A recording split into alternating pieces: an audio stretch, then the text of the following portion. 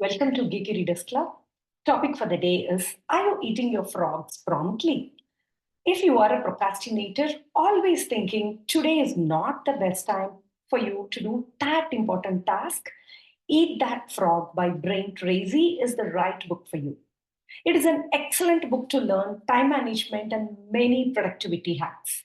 If I have to say in one statement what this book can do for you, I can bet this book will enhance your ability to select the most important task in any aspects of your life and then get started with it quickly and complete it, which in turn going to have a major impact on your success.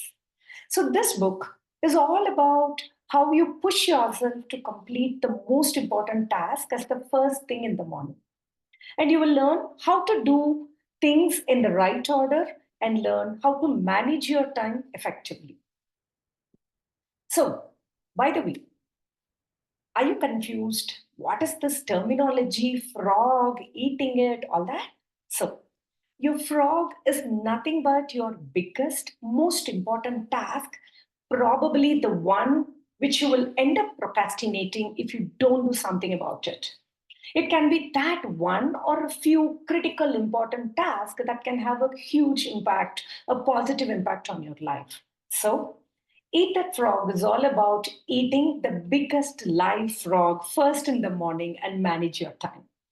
This awesome book by Brain Tracy offers beautiful 21 ideas to stop procrastinating and get your work done in less time. I'll be sharing some of my favorite 5 ideas picked up from this book. Idea number 1, apply 80-20 Pareto rule. The rule says that 20% of your task will create 80% of your accomplishments. So just focus on what's really important. If you look at your day's task list, 80% of your tasks will be trivial ones, secondary, unimportant ones. And only 20% are the real, vital, important tasks. And why do you say 20% are vital? Because these are the 20% tasks that are the ones that are going to create 80% outcome towards your aspiration. Yeah. So when you look at your task list at a quick look, believe me, everything would look super important at first, which is okay. But now you start asking why questions. And as you start checking your answer, I'm sure you will be able to figure out what are those non negotiables for the day. And you should be able to handpick the critical ones for you. Using Pareto principle, pick up the most important 20 tasks that will help you achieve your goal effectively than the remaining 80% of your task. So you literally need to fight. You literally need to fight against your own mind, as it will definitely by default pick up and solve very small and easy problems first. That's how we are wired. So ensure you focus on those critical tasks, however large or complex it is. Always try to identify that largest frog. If there are multiple frogs in your list of items for the day, start by eating that complex largest frog for you. So while choosing the frog, look at two primary characteristics. First, are they really highly important tasks? Second, ask whether these are the tasks you always try to avoid. If yes, then that's your largest frog that you have to attack first thing in the morning for your day. As per author, your success always depends on how well you choose between important and unimportant tasks. That's idea 1. Idea 2, practice creative procrastination. I know many of us are very good in procrastination, but this is something which is really good. What is creative procrastination? Author says, based on 80-20 Pareto rule, you identified 80% of your secondary task, right? So why don't you apply procrastination on the 20% task so you don't get into it until you complete the most important 20% of your important critical tasks, which means explore all possible creative ways to procrastinate these 80% secondary tasks until you complete your primary goal. So you need to develop a self discipline to make yourself to do what you should do, whether you feel like it or not. So without giving importance to your likes and dislikes, you should focus on those critical tasks, develop that self-discipline to procrastinate your secondary tasks. So Tracy beautifully talks about the amazing principle, the law of forced efficiency. What is this forced efficiency law? There is never enough time to do everything, but there is always enough time to do the most important thing. I'm going to repeat it for you. There is never enough time for you to do everything, but there is always enough time to do the most important thing for you. So procrastinate the unimportant things, as simple as that. Idea number 3, very beautiful method called ABCDE method. This is going to help you to rank, or I would say rather bucket your tasks based on the importance of the outcomes it creates. Yeah. A. A refers to those most important mandatory tasks that are basically, I would say, your frogs. The most critical ones you will end up procrastinating if you don't really act on it. So these are the ones that will have serious consequences if you don't do them. Say, if you need to complete a couple of client meetings uh, for the day, those are your mandatory important frogs for the day. So next, B.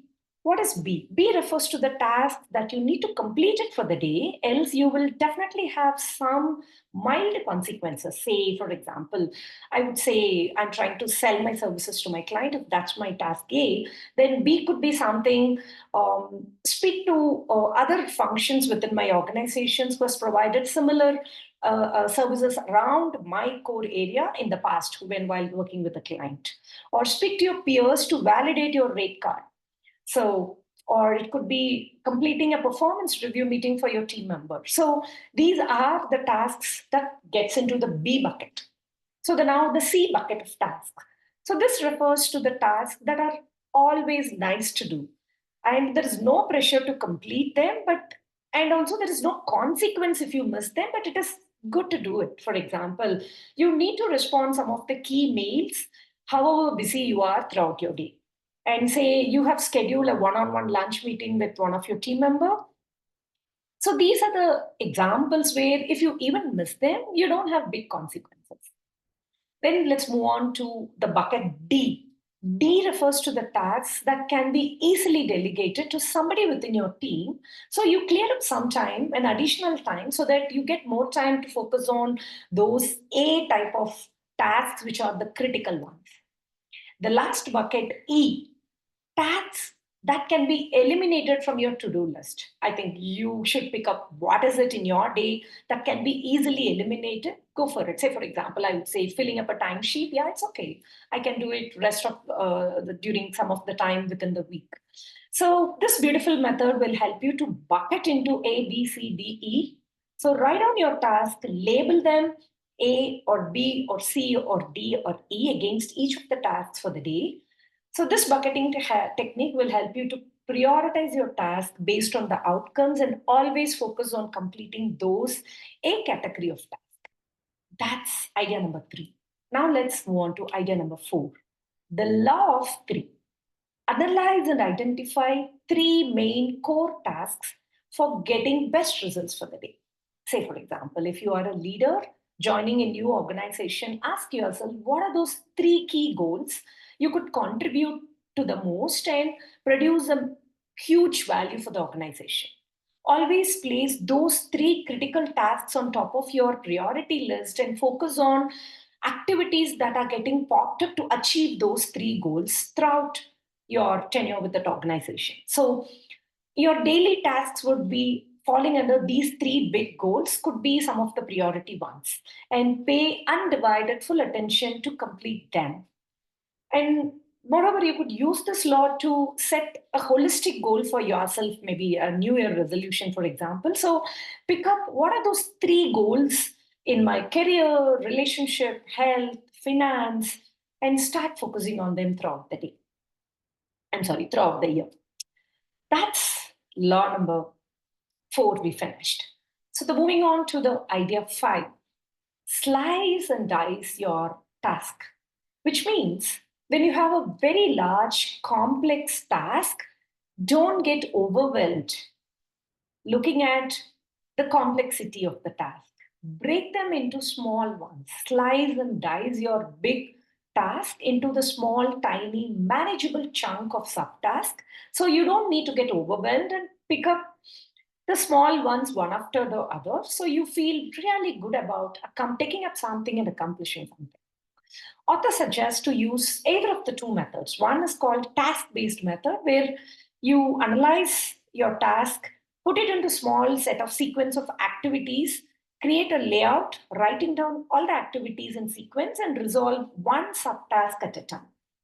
The second method is time-based method, which is about setting aside a specific period of time, say 1 hour, for every sub-activities or tasks within your big chunk of work, what you've identified. And always your focus is to complete one subtask at any point of time for that 1 hour window. So in this way, using either of this method, you get a chance to work on one subtask at a time, finish it, and then you move on to the next task. By doing this, you will gain momentum to push yourself forward, completing your biggest goal. Those are the 5 ideas I enjoyed the most. I spoke about 80-20 Pareto principle. I spoke about creative procrastination. Then I spoke about the ABCDE method. Then I spoke about the law of three. And finally, the slice and dice method.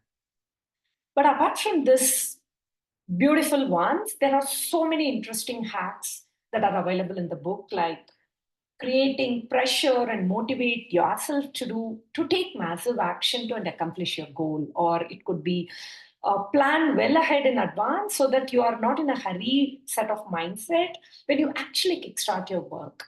Or it could be give importance to your continuous learning and upskill yourself to stay relevant to the market. Or it could be um, get rid of all the technological distractions that will move you away from achieving your highest productivity. So many wonderful ideas to stop procrastinating and improve your productivity level.